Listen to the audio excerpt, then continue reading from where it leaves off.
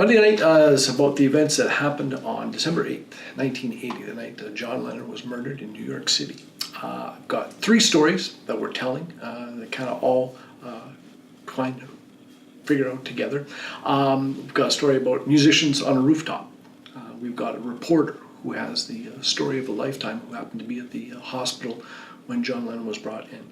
And then, of course, it leads to the announcement made on Monday Night Football, millions of people, by Howard Cosell. So we take those stories and just tell them through the lens of the Beatles and Lennon and the '60s movement and all like that. And so it's exciting for that part. I'm looking forward to that.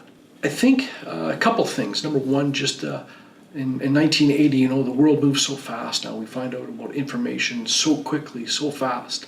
I was 10 years old in 1984 when I asked my dad, why aren't the Beatles getting back together? And he says, well, it's impossible. Lennon was killed by a fan.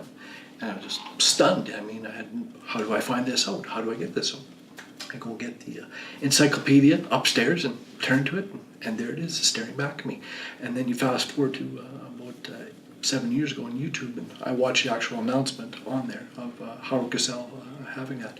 And it just seems like in that moment, we always have places we remember on certain historical dates, whether September 11th, 2001, or November 22nd, 63 with Kennedy.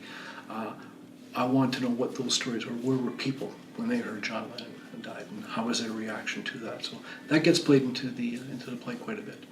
The power of music, I think, has been lost. Maybe on a new generation coming up, and how the Beatles and music really did change people.